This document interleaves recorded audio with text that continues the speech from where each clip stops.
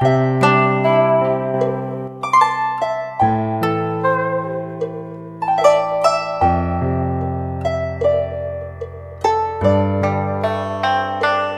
Phật tử thân mến, trong cuộc sống hiện đại, tiền bạc đóng một vai trò vô cùng quan trọng.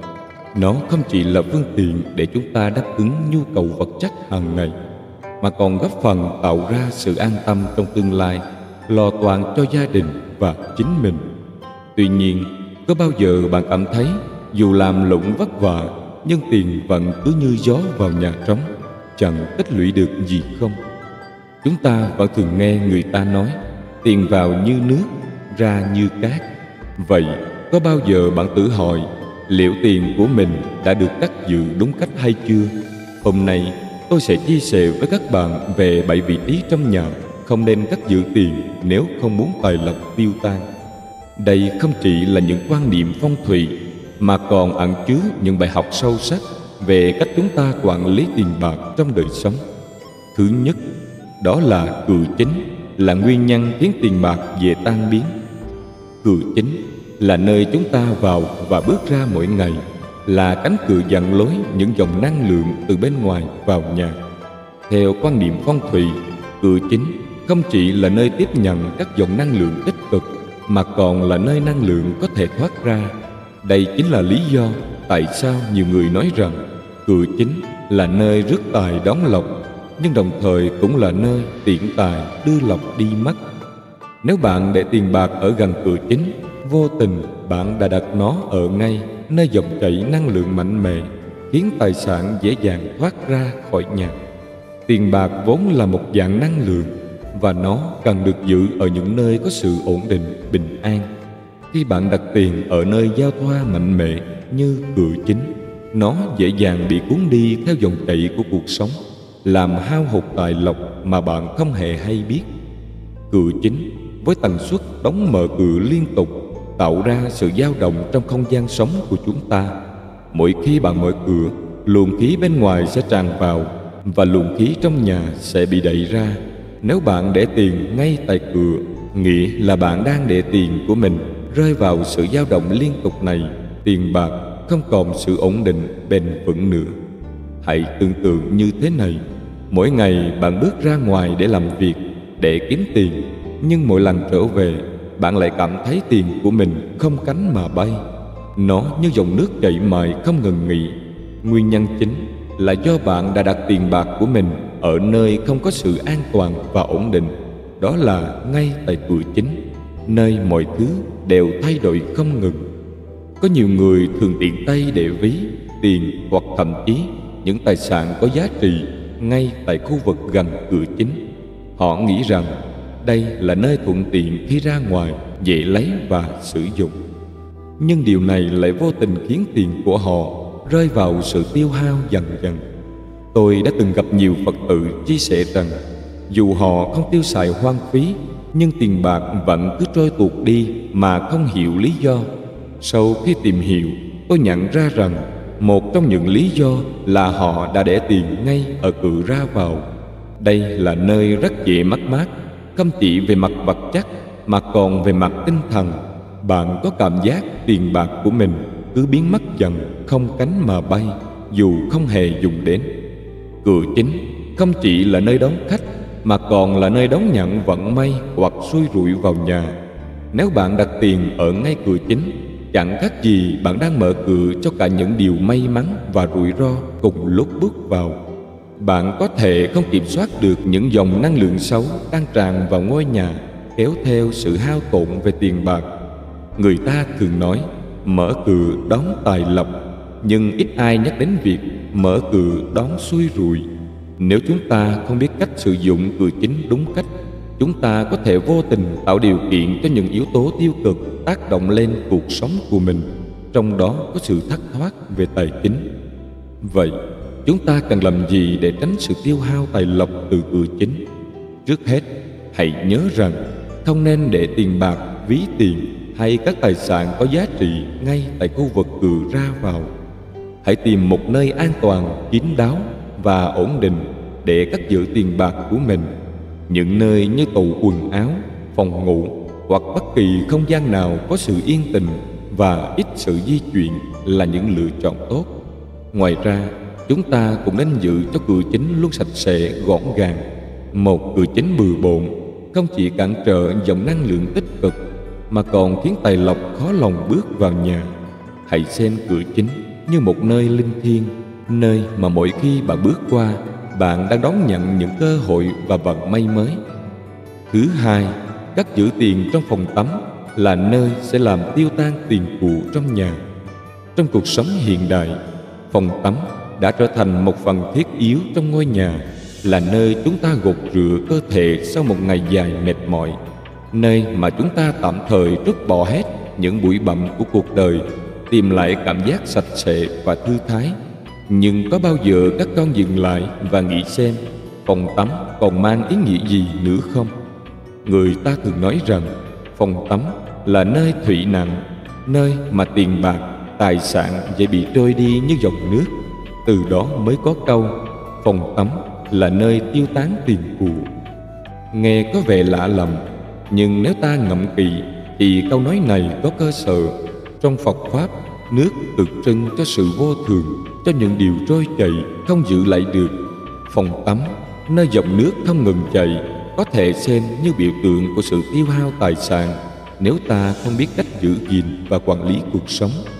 Mỗi khi bước vào phòng tắm, chúng ta thường có thói quen nghĩ rằng đó chỉ là nơi để tắm rửa, vệ sinh. Nhưng thực tế, phòng tắm là nơi chúng ta không chỉ gột rửa thân thể mà còn là nơi năng lượng trong nhà bị tiêu tán. Tại sao lại như vậy? Phòng tắm thường được đặt ở những góc khuất ẩm ướt và tăm tối. Đây là những nơi năng lượng dương bị yếu đi, làm cho không gian trở nên lạnh lẽo, cô lập.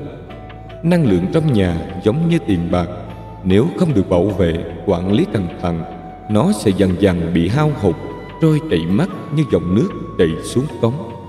Người xưa cũng đã khuyên rằng không nên đặt phòng tắm ở trung tâm ngôi nhà, bởi điều này khiến năng lượng của toàn bộ ngôi nhà bị hút vào đó, giống như nước cuốn trôi mọi thứ mà nói thầy qua.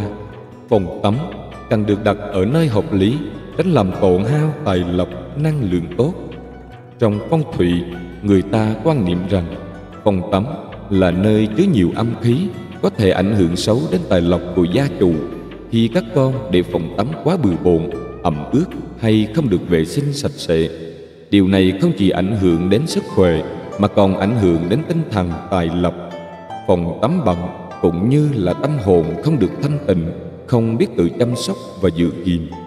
Người trẻ chúng ta hay có thói quen bỏ qua việc chăm sóc vệ sinh phòng tắm, cho rằng đó chỉ là nơi sử dụng nhanh chóng rồi lại rời đi. Nhưng nếu không có sự chăm chút, căn phòng này có thể trở thành nơi khiến sự tích lũy công sức, tài sản trong gia đình tan biến dần mà chúng ta không nhận ra. Vậy, khi hiểu được tại sao người xưa lại nói phòng tắm là nơi tiêu tán tiền của, chúng ta nên làm gì? Phật tử thân mến, điều quan trọng ở đây là thái độ của chúng ta với phòng tắm, cũng giống như cách chúng ta nhìn nhận về cuộc sống. Phòng tắm là một phần không thể thiếu trong cuộc sống của mỗi gia đình, nhưng cách chúng ta sử dụng, giữ gìn nó sẽ quyết định xem liệu phòng tắm có trở thành nơi giúp chúng ta làm mới bản thân mỗi ngày, hay trở thành nơi tiêu hao năng lượng, tài lộc. Hãy chăm sóc phòng tắm của các con giống như cách mà các con chăm sóc tâm hồn mình. Hãy giữ phòng tắm luôn sạch sẽ, thoáng mát, trang trí với những vật dụng nhẹ nhàng để mang lại cảm giác dễ chịu, bình an. Điều này sẽ giúp phòng tắm trở thành nơi thư giãn, nạp lại năng lượng, thay vì là nơi tiêu tán tài sản như người ta vẫn nghĩ. Phòng tắm là nơi dòng nước luôn chảy, có thể là một biểu tượng cho sự vô thường của cuộc đời. Tiền bạc, của cải, những thứ vật chất mà chúng ta bám víu vào chỉ là tạm bợ, chỉ như nước trôi qua tay. Nếu không biết quản lý, giữ gìn, chúng sẽ mất đi nhanh chóng. Nhưng nếu ta biết tôn trọng, chăm sóc từng góc nhỏ của cuộc sống thì những điều tốt lành sẽ đến. Cũng như việc chúng ta phải biết sống chậm lại, biết trân trọng những khoảnh khắc tĩnh lặng trong cuộc đời, phòng tắm cũng là nơi giúp chúng ta dừng lại, suy nghĩ về sự vô thường của mọi thứ. Dòng nước trôi qua, là biểu hiện của sự thay đổi không ngừng. Nhưng từ đó, chúng ta học cách buông bỏ, không bám víu vào tiền bạc, vật chất, mà hướng tâm hồn đến sự thanh tịnh và giải thoát. Thứ ba, cất giữ tiền của dưới gầm giường sẽ làm tiền tài của bạn bị ngủ quên. Gầm giường trong mắt nhiều người là chỗ ít ai để ý đến. Nó yên tĩnh, khép kín và dường như không ai để tâm. Một số người có thói quen giấu tiền bạc, đồ vật quý dưới đó với suy nghĩ rằng điều này sẽ giữ cho tài sản của mình an toàn, tránh xa khỏi ánh mắt của người khác. Nhưng hãy nghĩ lại một chút, gầm giường đó không chỉ là nơi ẩn nấp của bụi bặm, của sự lạnh lẽo, mà còn là nơi chứa đựng tĩnh lặng tuyệt đối. Chính vì sự tĩnh lặng đó mà tiền bạc nếu bị đặt ở đó cũng sẽ rơi vào giấc ngủ dài. Trong cuộc sống, tiền bạc cũng giống như dòng nước. Nếu nước bị cất giữ quá lâu trong một chỗ kín, không thoáng khí, nó sẽ dần dần trở nên ứ đọng, ô nhiễm và mất đi sự trong lành. Tiền bạc cũng vậy, nếu chúng ta không biết cách cho nó thở, không cho nó lưu thông, nó sẽ trở nên trì trệ. Người ta nói, tiền tài như nước, nếu không chảy sẽ không bao giờ sinh sôi. Khi bạn cất giữ tiền dưới gầm giường, bạn đang nhốt nó vào một nơi tối tăm, làm cho nó bị ngủ quên. Tiền không được sử dụng, không được đầu tư, không được luân chuyển trong cuộc sống, sẽ chỉ dần dần mất đi giá trị của nó. Hãy tưởng tượng một căn phòng sáng sủa, thoáng đãng, đầy sức sống. Nếu bạn đặt tiền bạc ở đó, tiền tài của bạn sẽ như nước hít thở, cảm nhận ánh sáng, từ đó mà phát triển. Cũng như một cái cây cần ánh sáng mặt trời để vươn lên, tiền của bạn cần một không gian thông thoáng để nó có thể sinh sôi nảy nở. Việc để tiền nằm yên dưới gầm giường giống như việc bạn để một hạt giống trong bóng tối mà không tưới nước, không cho nó ánh sáng. Nó sẽ không bao giờ có cơ hội nảy mầm và trở thành một cái cây vững chãi. Các Phật tử thân mến, chúng tôi không nói rằng tiền bạc là điều quan trọng nhất trong cuộc sống. Chúng ta ai cũng biết rằng giá trị thực sự của cuộc đời nằm ở tình thương, lòng bao dung, sự hạnh phúc và an nhiên trong tâm hồn. Nhưng điều đó không có nghĩa là chúng ta không cần quản lý tiền bạc một cách thông minh và hợp lý. Nếu chúng ta biết cách sử dụng tiền bạc, biết cách đầu tư cho những điều có ích, tiền tài không chỉ giúp chúng ta trong cuộc sống mà còn có thể đem lại lợi ích cho nhiều người khác. Hãy nghĩ đến việc tiền tài của bạn có thể giúp đỡ người nghèo, hỗ trợ các hoạt động từ thiện, xây dựng những giá trị bền vững. Khi bạn sử dụng tiền bạc một cách đúng đắn, tiền tài của bạn sẽ không chỉ là một công cụ vật chất mà còn trở thành phương tiện để gieo hạt giống yêu thương và từ bi. Để tiền bạc phát triển, chúng ta cần biết cách để nó luân chuyển và sinh sôi. Thay vì cất giấu nó dưới gầm giường, hãy đầu tư nó vào những thứ có ý nghĩa. Đầu tư vào học vấn, sức khỏe hay thậm chí là vào các hoạt động cộng đồng. Đừng để tài chính của mình rơi vào sự trầm lắng, giống như một hồ nước bị tù đọng, không có dòng chảy. Bạn có thể dành một phần để tiết kiệm, nhưng đừng tiết kiệm quá mức, đến mức làm cho tiền bạc của mình ngủ quên. Tiết kiệm là tốt, nhưng hãy làm sao để tiền của bạn có thể tiếp tục làm việc, vẫn có thể phát triển mà không bị kẹt lại trong sự yên tĩnh của gầm giường. Cuộc sống của chúng ta là một quá trình học hỏi và thay đổi liên tục. Đừng ngần ngại thay đổi tư duy của mình về tiền bạc.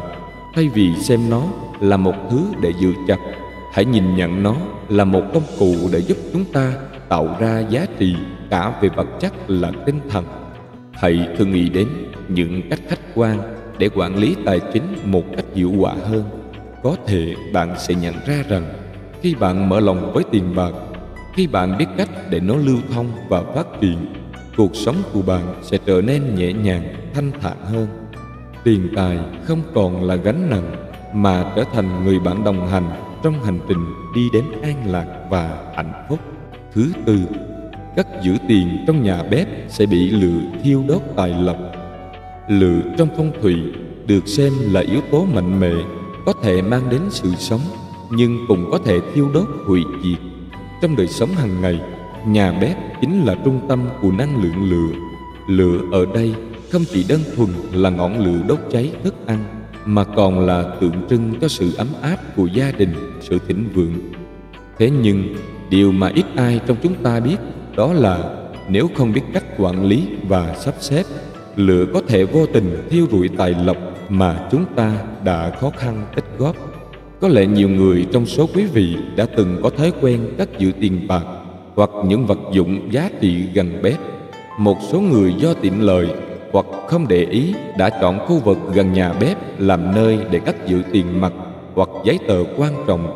Tuy nhiên, đây là điều rất không nên, bởi vì lửa trong nhà bếp luôn luôn mạnh mẽ, tỏa ra năng lượng rất lớn và có thể gây hao hụt tài lộc một cách âm thầm, lặng lẽ. Khi chúng ta nói đến lửa trong phong thủy, nó không chỉ là lửa cháy mà còn là năng lượng, nhiệt độ. Tiền bạc tài lộc vốn thuộc yếu tố kim loại, và kim loại luôn bị lửa nung nóng làm hao mòn. Dù điều này có vẻ như là một hình ảnh ẩn dụ, nhưng thực tế, việc để tiền gần những nơi có nhiệt độ cao như nhà bếp sẽ làm tài lộc của chúng ta dễ tiêu tán hơn. Lửa của nhà bếp không chỉ có ảnh hưởng đến tiền bạc về mặt tâm lý như khi nó bị cháy, hư hỏng, mà còn tạo ra những nguồn năng lượng tiêu cực khiến tiền bạc may mắn không tụ lại được. Người xưa từng nói rằng, nơi nào có lửa, nơi đó tài lộc sẽ khó tụ lại. Vậy nếu chúng ta cứ để tiền bạc gần nơi mà lửa luôn cháy, tự hỏi làm sao tài lộc có thể phát triển được. Chúng ta đã từng nghe nhiều câu chuyện của các Phật tử chia sẻ về việc gặp khó khăn tài chính mà không rõ nguyên nhân. Có những gia đình làm ăn rất chăm chỉ, cuộc sống tưởng chừng như đầy đủ, nhưng không hiểu vì sao tài lộc cứ trôi đi, kiếm được bao nhiêu rồi cũng mất hết. Khi chúng tôi hỏi kỳ thì hóa ra có một điểm chung, họ đều để tiền trong nhà bếp, gần bếp lò, gần nồi cơm điện, hoặc thậm chí gần lò vi sóng. Những thiết bị phát nhiệt như bếp lò, lò vi sóng, nồi cơm điện, tất cả đều tỏa ra nhiệt lượng rất lớn, không chỉ làm giảm tuổi thọ của những vật dụng xung quanh mà còn ảnh hưởng trực tiếp đến tài lộc của gia đình. Tiền bạc bị nấu chín trong không gian ấy sẽ không còn giữ được sự mát mẻ, bình yên, mà thay vào đó là sự nóng chảy, bốc hơi. Để giữ gìn tài lộc, ngoài việc làm ăn chăm chỉ, tích cực, tích lũy, chúng ta còn cần phải cẩn thận trong cách sắp xếp, bố trí nhà cửa. Nhà bếp cần được giữ gìn sạch sẽ, ngăn nắp, nhưng đừng bao giờ để tiền bạc hay giấy tờ giá trị ở gần nơi phát nhiệt. Hãy tìm một nơi mát mẻ, an toàn để cất giữ tiền bạc. Lý tưởng nhất là trong phòng khách hoặc phòng ngủ, tránh xa những thiết bị sinh nhiệt. Có một câu nói rất hay mà tôi muốn chia sẻ: tiền bạc là vật vô tri, nhưng nếu ta biết cách tôn trọng nó sẽ mang lại sự an yên và thịnh vượng cho cuộc sống. Hãy đối xử với tài lộc của mình một cách cẩn thận, để không phải hối tiếc khi nhìn thấy nó bị thiêu đốt một cách vô hình. Thứ năm, cất giữ tiền ở những nơi góc tối, kín đáo, là chôn vùi tiền tài trong bóng tối. Chúng ta luôn muốn bảo vệ tài sản vì đó là kết quả của những ngày tháng lao động vất vả. Tuy nhiên, việc chọn sai nơi cất giữ tiền bạc có thể làm cho tài lộc của chúng ta không thể phát triển. Những góc tối kín đáo không chỉ làm tiền bạc bị chôn vùi mà còn tạo ra năng lượng tiêu cực, làm cản trở sự lưu thông và phát triển của tài lộc. Có rất nhiều người trong chúng ta có suy nghĩ rằng để bảo vệ tiền bạc khỏi sự dòm ngó của người khác, ta cần giấu nó ở những nơi thật kín đáo, thật khó tìm. Nhưng quý vị có biết rằng sự kín đáo, những góc khuất đó lại mang đến nhiều hệ lụy cho tài chính của mình. Theo quan niệm phong thủy, những góc tối trong nhà thường là nơi tích tụ năng lượng xấu, năng lượng âm, khiến mọi vật ở đó không thể phát triển. Tiền bạc khi bị giấu ở những nơi như vậy cũng bị ảnh hưởng bởi luồng khí tiêu cực đó, dẫn đến việc nó không thể sinh sôi nảy nở. Đó là lý do mà nhiều người dù rất siêng năng làm ăn, nhưng tài chính vẫn không ổn định, luôn gặp khó khăn. Góc tối trong nhà là những nơi mà ánh sáng khó chiếu tới, không khí không lưu thông tốt. Đó có thể là góc sâu trong tủ quần áo, dưới giường, hay những ngăn kéo bị bỏ quên lâu ngày. Nhiều người nghĩ rằng giấu tiền ở những nơi đó sẽ an toàn, nhưng sự thật là chúng ta đang chôn vùi tài sản của mình trong bóng tối, nơi không có ánh sáng của sự thịnh vượng. Năng lượng âm từ góc tối không chỉ làm cho tiền bạc bị cầm tù, mà còn gây ra những hậu quả về mặt tinh thần. Sự kín đáo thái quá không giúp chúng ta giữ được tài sản, mà ngược lại còn làm cho tâm hồn mình trở nên lo âu, bất an. Chúng ta không chỉ cần cất giữ tiền bạc ở những nơi an toàn về mặt vật chất, mà còn phải chọn những nơi có năng lượng tích cực để tài lộc có thể lưu thông. Trong phong thủy, tiền bạc nên được cất giữ ở những nơi có ánh sáng, khoáng đạt, sạch sẽ và có dòng khí lưu thông tốt. Điều này giúp tài lộc không bị kẹt trong những năng lượng tiêu cực, mà ngược lại được kích hoạt và sinh sôi.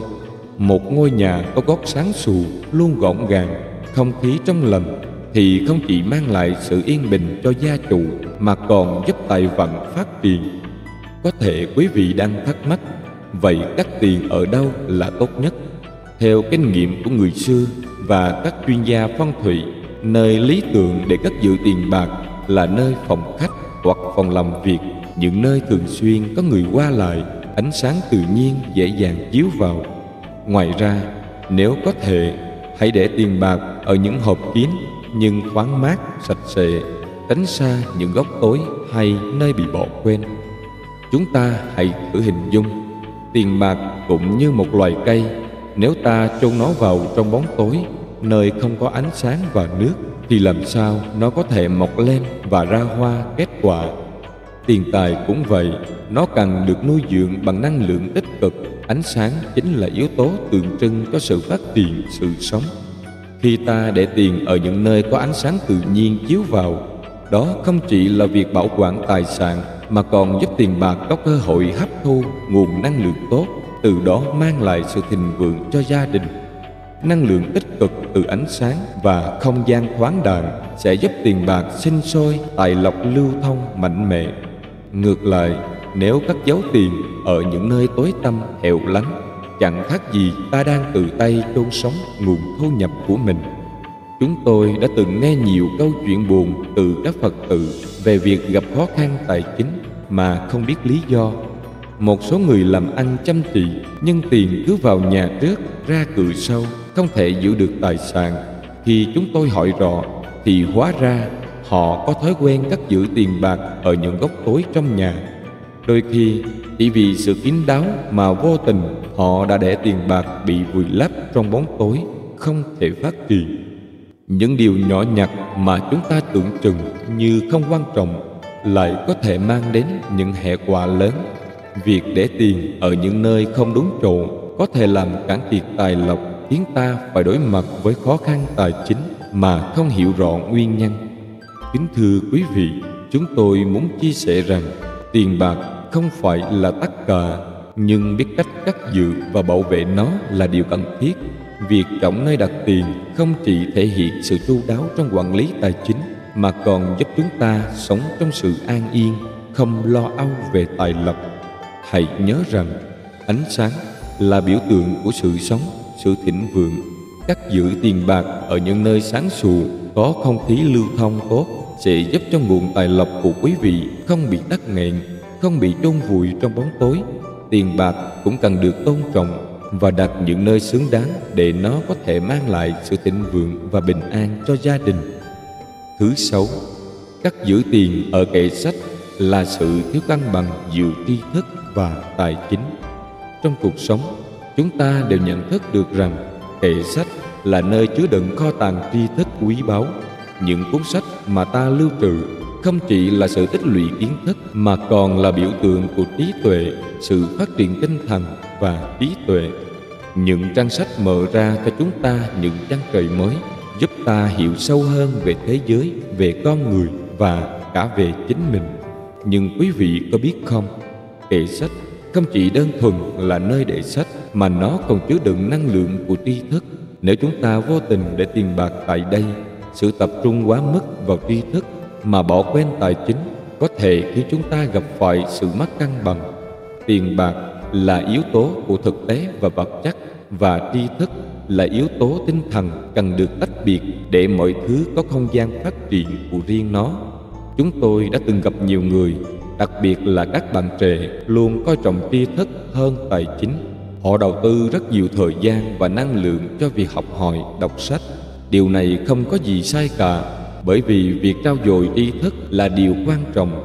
Tuy nhiên, nếu chúng ta chỉ chú trọng vào tri thức mà không quan tâm đến cách quản lý tài chính, tiền bạc có thể sẽ dần bị lãng quên, không được phát triển và sinh sôi như nó đang có. Ngược lại, nếu ta quá chú trọng vào tài chính, chỉ lo kiếm tiền mà quên mất việc học hỏi và trau dồi bản thân, thì dầu có nhiều tiền đến mấy, ta cũng có thể mất đi phương hướng trong cuộc sống, không biết sử dụng tiền tài ấy như thế nào cho hợp lý. Cất giữ tiền ở kệ sách là một biểu tượng cho sự mất cân bằng này. Kệ sách là nơi dành cho tri thức, nơi mà tinh thần và trí tuệ được tôn vinh. Nếu chúng ta đặt tiền bạc ở đó, không chỉ làm giảm giá trị của tri thức mà còn khiến cho tài chính không được phát triển đúng cách. Quý vị ơi, tri thức và tài chính đều là những yếu tố quan trọng trong cuộc sống. Một người không thể sống thiếu cả hai. Nếu chỉ có tri thức mà không có tài chính để nuôi dưỡng cuộc sống, thì chúng ta sẽ rơi vào khó khăn, vất vả. Ngược lại, nếu chỉ có tài chính mà không có tri thức, chúng ta dễ bị lạc lối, không biết cách sử dụng tiền bạc một cách khôn ngoan và hợp lý. Việc tách biệt tri thức và tài chính, cất giữ tiền bạc ở những nơi phù hợp sẽ giúp cả hai khía cạnh này phát triển một cách toàn diện. Tiền bạc nên được cất giữ ở những nơi có năng lượng ổn định, sáng sủa và thoáng đạt, chẳng hạn như két sắt, phòng khách, hoặc những nơi không liên quan đến yếu tố tinh thần như kệ sách.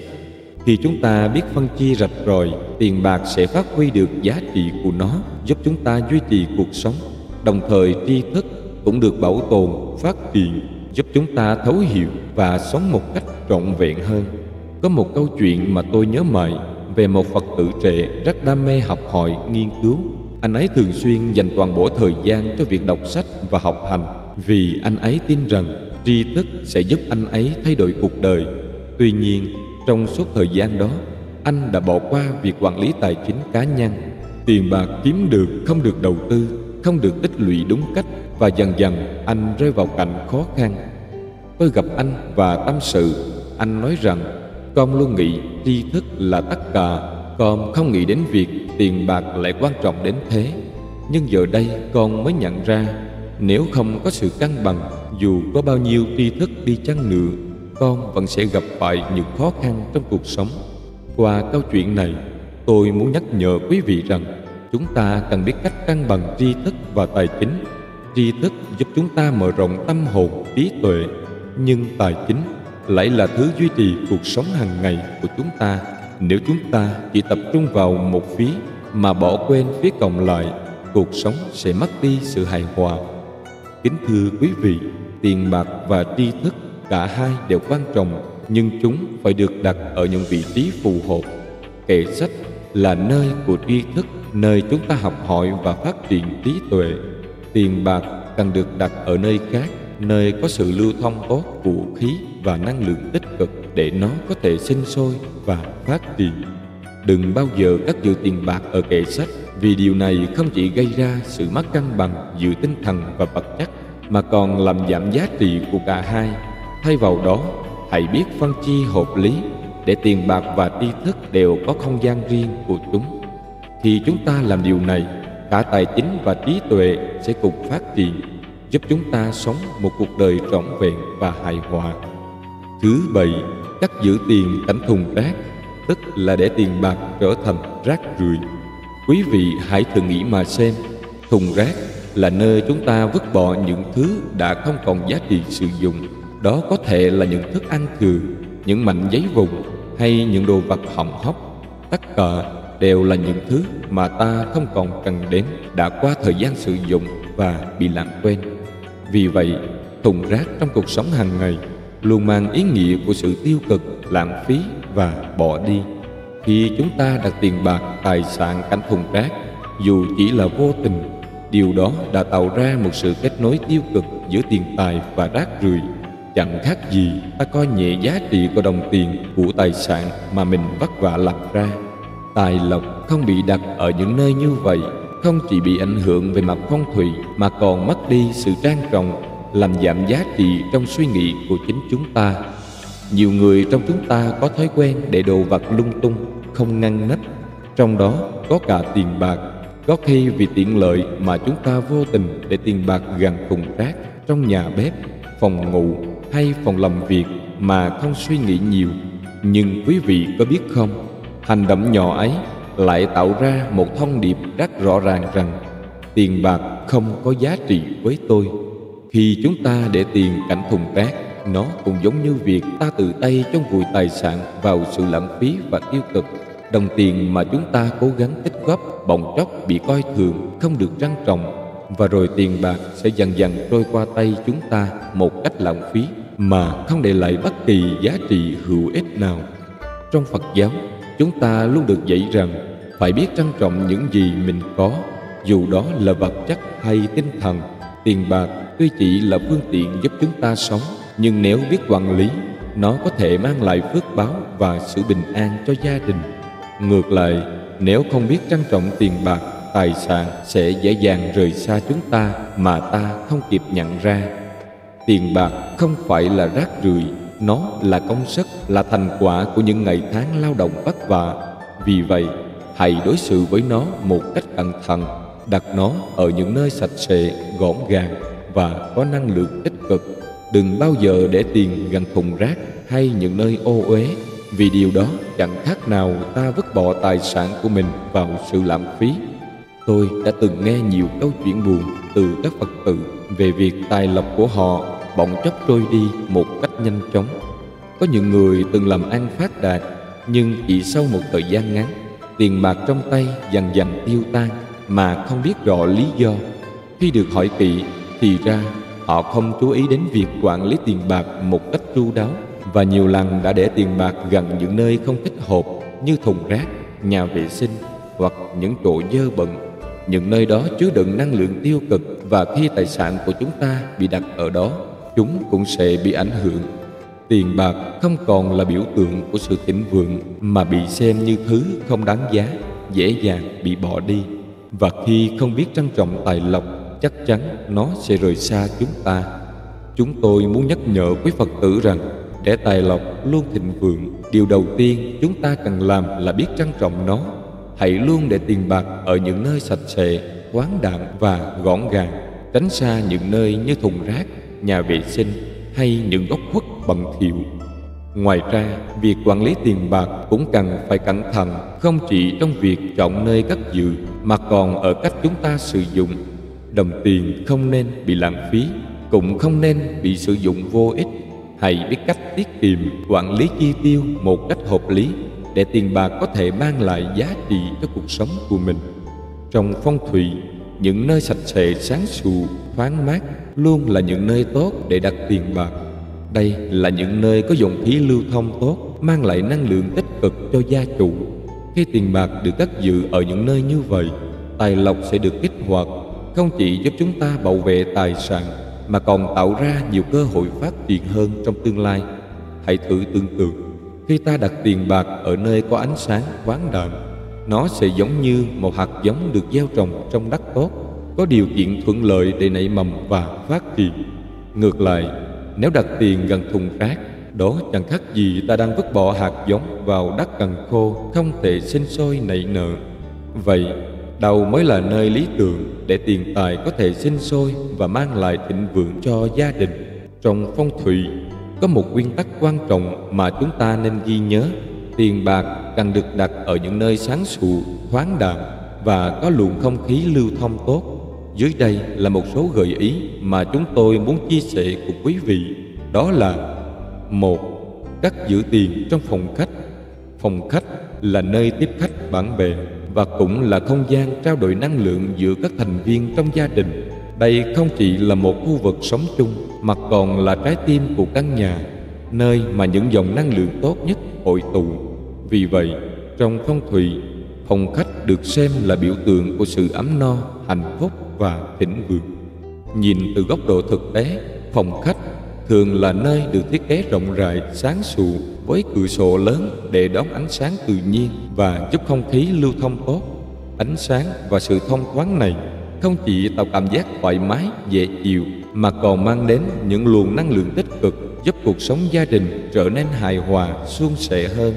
Năng lượng trong phòng khách là năng lượng của sự giao lưu, mở cửa đón nhận những điều mới mẻ, tích cực, và chính điều đó làm cho phòng khách trở thành nơi lý tưởng để cất giữ tiền bạc, két sắt giúp tài lộc của gia đình không chỉ được bảo vệ mà còn có điều kiện để phát triển mạnh mẽ hơn. Quý vị có bao giờ để ý rằng những nơi có ánh sáng tự nhiên và không khí lưu thông tốt thường tạo ra cảm giác dễ chịu, tích cực không? Ánh sáng tự nhiên không chỉ giúp không gian sáng sủa hơn mà còn là biểu tượng của sự sống, của sinh khí. Khi cất giữ tiền bạc ở nơi có ánh sáng, điều đó không chỉ giúp chúng ta an tâm hơn mà còn mang đến sự thịnh vượng về mặt tài chính. Phòng khách với thiết kế mở, thoáng đãng và nhận được ánh sáng tự nhiên thường xuyên là nơi lý tưởng để cất giữ tài lộc. Không khí lưu thông tốt cũng giúp các luồng năng lượng tích cực được di chuyển tự do, không bị tù túng hay bị cản trở. Điều này sẽ giúp tài lộc của gia đình không bị trì trệ mà có thể lưu thông và phát triển. Khi chọn phòng khách để cất giữ tiền bạc, quý vị đang mở ra cơ hội cho sự thịnh vượng và may mắn.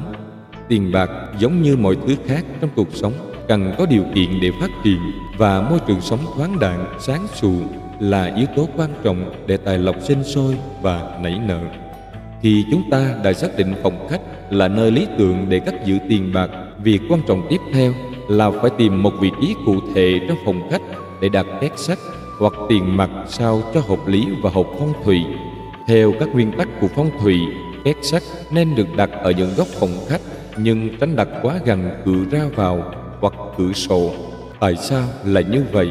Cửa ra vào và cửa sổ là nơi có dòng năng lượng lưu thông mạnh, nhưng nó cũng là nơi có thể làm thất thoát tài lộc nếu chúng ta không cẩn thận.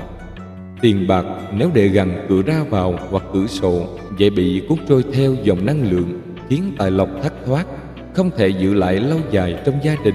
Vậy nên hãy chọn những góc phòng ổn định, ít bị tác động bởi các luồng khí mạnh để đặt két sắt. Điều này giúp tài lộc luôn ở trạng thái tích cực, ổn định và không bị trôi đi. Ngoài ra, khi đặt két sắt, quý vị nên để ở những nơi có đủ ánh sáng và sạch sẽ, không nên để ở nơi bụi bặm hay bị bỏ quên. Điều này không chỉ giúp bảo quản tài sản mà còn tạo ra cảm giác trân trọng đối với tài lộc của mình. Phòng khách với bản chất là nơi tiếp đón giao lưu, chính là biểu tượng cho sự mở cửa đón nhận tài lộc. Khi gia đình đón tiếp khách quý, bạn bè trong không gian này, chúng ta không chỉ đang chia sẻ niềm vui mà còn kích hoạt những luồng năng lượng tốt lành, tạo điều kiện cho tài lộc tiến vào nhà. Trong phong thủy, phòng khách càng được sử dụng nhiều, càng có sự qua lại của con người thì năng lượng trong đó càng tích cực, tài lộc càng dễ phát triển. Vậy nên không phải ngẫu nhiên mà phòng khách luôn được coi là nơi cất giữ tài sản lý tưởng. Nó không chỉ là nơi hội tụ năng lượng tốt mà còn là nơi mở cửa đón nhận những cơ hội tài lộc từ bên ngoài. Cuộc sống đôi khi có những giai đoạn khó khăn khi tài chính của chúng ta không được như mong đợi. Chúng tôi đã từng nghe nhiều Phật tử tâm sự về việc dù họ làm việc rất chăm chỉ nhưng tài lộc vẫn khó đến, hoặc có đến rồi cũng không giữ được lâu. Một trong những lý do có thể là do cách chúng ta quản lý tài sản chưa thực sự đúng đắn. Khi chọn những nơi tối tăm, kín đáo để cất giữ tiền bạc, chúng ta vô tình làm tài lộc bị chôn vùi trong bóng tối, không có cơ hội để phát triển. Ngược lại, khi cất tiền ở những nơi sáng sủa, thoáng đãng như phòng khách, chúng ta đang mở ra cơ hội cho tài lộc của mình được hít thở, được đón nhận năng lượng tích cực để phát triển. 2. Phòng làm việc. Phòng làm việc không chỉ là nơi chúng ta tập trung vào công việc mà còn là không gian chứa đựng năng lượng sáng tạo. Khi bước vào phòng làm việc, bạn sẽ cảm nhận được sự tập trung, sự nỗ lực và khát khao vươn tới những điều tốt đẹp hơn. Nơi đây là nguồn cảm hứng, nơi mà những ý tưởng mới được sinh ra, những kế hoạch lớn hơn được hình thành.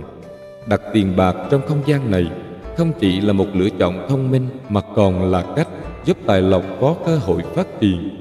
năng lượng sáng tạo trong phòng làm việc sẽ giúp cho tiền bạc không chỉ tồn tại mà còn phát triển. Nếu bạn để tiền ở đây, đồng nghĩa với việc bạn đang tạo ra một không gian tích cực cho tài sản của mình. Khi đã quyết định cất giữ tiền bạc trong phòng làm việc, quý vị cần chú ý đến cách sắp xếp sao cho hợp lý. Hãy chọn vị trí gọn gàng, thoáng đãng và dễ thấy. Điều này giúp cho tiền bạc không bị chôn vùi trong đống tài liệu hay đồ đạc lộn xộn. Một chiếc hộp đẹp được đặt trên bàn làm việc hoặc trong ngăn kéo sạch sẽ là lựa chọn hoàn hảo, không chỉ giúp bảo vệ tài sản của bạn mà còn làm cho không gian trở nên đẹp mắt và hài hòa.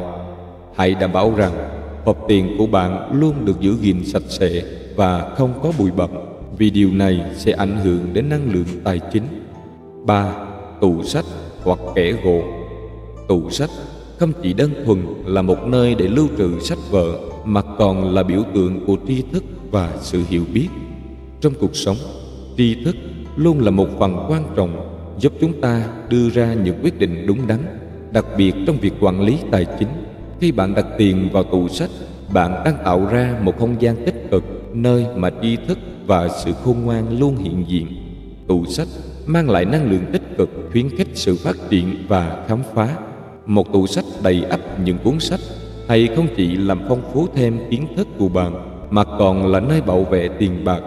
Khi chúng ta cảm nhận được sự phong phú của tri thức, chúng ta cũng sẽ cảm thấy tự tin hơn trong việc quản lý tài chính. Tiền bạc sẽ không chỉ được cất giữ mà còn được bảo vệ, phát triển trong không gian ấy. Khi bạn quyết định cất giữ tiền bạc trong tủ sách, hãy đảm bảo rằng mọi thứ được sắp xếp gọn gàng, không nên để tiền bạc lộn xộn giữa các cuốn sách, vì điều này có thể tạo ra năng lượng tiêu cực. Một chiếc hộp đẹp hoặc một ngăn kéo riêng biệt sẽ giúp bạn giữ tiền bạc an toàn và tạo cảm giác thoải mái mỗi khi bạn cần đến nó. Khi bạn nhìn vào tủ sách, hãy nhớ rằng đó không chỉ là nơi cất giữ tiền bạc mà còn là nơi nuôi dưỡng những ước mơ và mục tiêu trong cuộc sống. Những cuốn sách có thể truyền cảm hứng cho bạn, giúp bạn nghĩ ra những cách đầu tư thông minh, những ý tưởng kinh doanh mới. Tiền bạc sẽ không chỉ nằm im mà sẽ theo chân bạn, phát triển cùng với những kiến thức và ước mơ. 4. Hộp kín bằng gỗ hoặc kim loại, như tủ đựng tiền hoặc két sắt. Nếu quý vị không muốn để tiền bạc ở những nơi quá dễ thấy, một lựa chọn thông minh là sử dụng hộp kín bằng gỗ hoặc kim loại. Những chiếc hộp này không chỉ giúp bảo vệ tài sản mà còn mang đến cảm giác an toàn và ổn định. Hộp gỗ với vẻ đẹp tự nhiên và ấm áp thường tạo cảm giác gần gũi, thân thuộc. Nó không chỉ là nơi cất giữ tiền bạc mà còn là một vật trang trí cho không gian sống của bạn. Sự ấm cúng của gỗ giúp bạn cảm thấy thư giãn, nhẹ nhàng hơn và có thể mang lại nguồn năng lượng tích cực cho những gì bạn đặt vào bên trong. Ngược lại, hộp kim loại lại tượng trưng cho sự bền bỉ và chắc chắn. Nó mang đến cảm giác bảo vệ tài sản một cách vững vàng. Những chiếc hộp này có thể chống chọi với thời gian và các tác động bên ngoài, giữ cho tài sản của bạn luôn an toàn. Khi cất giữ tiền bạc trong hộp, hãy nhớ đặt nó ở những nơi thoáng mát và sạch sẽ, tránh những vị trí có ánh sáng mặt trời chiếu trực tiếp, vì nhiệt độ quá cao có thể ảnh hưởng đến chất lượng của tiền bạc và tài sản bên trong. Một vị trí tốt không chỉ bảo vệ tài sản mà còn tạo ra một không gian tích cực cho tài lộc phát triển. Hãy coi hộp này như một kho báu riêng của bạn, nơi chứa đựng những ước mơ và hy vọng cho tương lai. Bằng cách lựa chọn và bảo quản tài sản một cách khéo léo, bạn đang nuôi dưỡng sự thịnh vượng cho chính mình. Ngoài việc chọn đúng nơi cất giữ tiền bạc, quý vị cũng cần phải biết cách thúc đẩy năng lượng để thu hút tài lộc trong ngôi nhà của mình. Một số phương pháp chúng tôi muốn gợi ý như sau. 1. Sử dụng cây xanh. Khi bạn đặt một chậu cây xanh trong không gian, nó không chỉ làm cho căn phòng trở nên sống động hơn mà còn đem lại nguồn năng lượng tích cực. Cây cối tượng trưng cho sự sống, sự phát triển và thịnh vượng. Chúng ta thường thấy những cây cối mạnh mẽ, xanh tươi khiến lòng người thêm phấn chấn. Một chậu cây nhỏ ở gần nơi bạn cất giữ tiền bạc có thể làm cho không gian trở nên hài hòa và ấm áp hơn. Hãy thử hình dung khi bạn đặt cây xanh gần nơi lưu trữ tiền bạc như một cách để mời gọi tài lộc. Cây xanh có khả năng tạo ra năng lượng tươi mới, giúp cho tài chính của bạn không bị tắc nghẽn. Dòng chảy tài lộc sẽ trở nên mạnh mẽ hơn nhờ vào sự hiện diện của cây cối. Chúng như những người bạn hỗ trợ bạn trong hành trình phát triển tài chính. Khi tiền bạc được đặt trong một không gian có cây xanh, điều này không chỉ giúp bạn cảm thấy thoải mái mà còn làm tăng cường sự lưu thông tài chính. Cây cối giúp loại bỏ những năng lượng tiêu cực và thay thế bằng những nguồn năng lượng tích cực. Một chậu cây khỏe mạnh có thể mang lại cho bạn cảm giác an tâm, giúp tâm hồn bạn thanh thản hơn trong những lúc khó khăn. Khi bạn chăm sóc cây xanh, bạn cũng đang học cách chăm sóc cho tài sản của mình. Cây cối cần nước, ánh sáng và tình yêu thương để phát triển, cũng giống như tài lộc cần được nuôi dưỡng và bảo vệ. Việc đặt tâm huyết vào một chậu cây nhỏ có thể giúp bạn hình thành những thói quen tốt trong việc quản lý tài chính. 2. Trang trí với đồ vật mang ý nghĩa thịnh vượng. Kính thưa quý vị, trong cuộc sống bận rộn này, ai trong chúng ta cũng đều ao ước có được tài lộc, may mắn để vượt qua những khó khăn. Và một cách đơn giản nhưng hiệu quả để thu hút tài lộc chính là trang trí không gian xung quanh mình với những đồ vật mang ý nghĩa thịnh vượng. Thuyền buồm luôn được xem là biểu tượng của sự thành công và phát triển. Hình ảnh thuyền buồm vươn ra khơi, vượt sóng gió, mang theo hy vọng và khát khao vươn tới những chân trời mới. Nếu bạn đặt một chiếc thuyền buồm nhỏ ở nơi cất giữ tiền bạc, nó không chỉ làm đẹp cho không gian mà còn mang lại sự khích lệ cho tài lộc của bạn. Tượng Phật Di Lặc với nụ cười rạng rỡ được coi là biểu tượng của hạnh phúc và thịnh vượng. Nếu trong ngôi nhà của bạn có một bức tượng Phật Di Lặc, hãy đặt nó gần nơi bạn cất giữ tiền bạc. Năng lượng tích cực từ Ngài sẽ giúp bạn cảm thấy an tâm và may mắn hơn trong mọi quyết định tài chính. Cá chép từ lâu đã trở thành biểu tượng của sự thịnh vượng và may mắn. Người xưa thường cho rằng cá chép có khả năng vượt qua mọi khó khăn để hóa rồng. Hãy đặt một bức tranh hoặc một đồ trang trí hình cá chép ở nơi cất giữ tài sản của bạn. Nó sẽ giúp bạn ghi nhớ rằng tài lộc có thể đến từ những nỗ lực kiên trì. Ngoài ra, những đồ trang trí bằng vàng, bạc cũng là một cách tuyệt vời để thu hút tài lộc. Chúng không chỉ mang lại vẻ đẹp sang trọng mà còn tượng trưng cho sự giàu có. Hãy sử dụng những món đồ này để tạo điểm nhấn cho không gian cất giữ tiền bạc của bạn, giúp tâm trạng bạn thêm phần phấn chấn. Và cuối cùng là giữ gìn không gian sạch sẽ, gọn gàng. Trong cuộc sống đầy bộn bề này, nhiều khi ta quên mất rằng không gian xung quanh cũng ảnh hưởng đến tâm trạng và năng lượng của mình. Một nơi bừa bộn, lộn xộn không chỉ làm giảm đi sự tập trung mà còn cản trở dòng chảy của năng lượng tài lộc. Bạn có thấy rằng khi mọi thứ xung quanh mình gọn gàng, tâm hồn cũng trở nên thoải mái hơn. Hãy nghĩ về nơi cất giữ tiền bạc của mình. Nếu nó không được chăm sóc sạch sẽ thì liệu có thể thu hút những điều tốt đẹp hay không? Chúng ta không thể để cho những vật dụng linh tinh vây quanh làm rối loạn năng lượng. Một không gian sạch sẽ không chỉ mang lại sự bình yên mà còn là một cách để khẳng định giá trị của bản thân. Có thể bạn đang trải qua những khó khăn trong cuộc sống, nhưng hãy nhớ rằng việc giữ gìn không gian của mình gọn gàng là một bước đầu quan trọng. Hãy dành chút thời gian mỗi ngày để sắp xếp lại mọi thứ. Những thay đổi nhỏ nhưng lại mang đến cảm giác như một làn gió mới, giúp bạn tự tin hơn trong hành trình vượt qua thử thách. Khi bạn chăm sóc không gian xung quanh, bạn cũng đang chăm sóc cho chính mình. Hãy để cho những điều tích cực vào cuộc sống của bạn. Một không gian sạch sẽ, gọn gàng không chỉ thu hút tài lộc mà còn tạo ra những cảm xúc tốt đẹp. Bạn có thể thấy rằng khi mọi thứ được sắp xếp đúng chỗ, tâm hồn cũng trở nên nhẹ nhàng, thư thái hơn. Các Phật tử thân mến, qua những chia sẻ trên, chúng ta thấy rằng việc cất giữ tiền bạc không chỉ đơn giản là chọn một nơi an toàn mà còn liên quan đến cách chúng ta trân trọng và đối đãi với tiền của mình. Các Phật tử thân mến, qua những chia sẻ trên, chúng ta thấy rằng việc cất giữ tiền bạc không chỉ đơn giản là một nơi an toàn mà còn liên quan đến cách chúng ta trân trọng và đối đãi với tiền bạc của mình. Tiền bạc là phương tiện, là công cụ giúp chúng ta duy trì cuộc sống. Nhưng nếu không biết sử dụng và bảo quản đúng cách, tài lộc có thể tiêu tan như cát bụi. Hãy nhớ rằng tiền bạc không chỉ là vật chất mà còn là một phần của năng lượng cuộc sống. Cách chúng ta đối xử với tiền bạc phản ánh cách chúng ta đối xử với chính mình và những người xung quanh. Chúng tôi mong rằng sau buổi chia sẻ này, các bạn sẽ biết cách bảo vệ, trân trọng tài sản của mình, tránh xa những sai lầm không đáng có và sống một cuộc đời đầy đủ thịnh vượng. Nam mô Bổn Sư Thích Ca Mâu Ni Phật.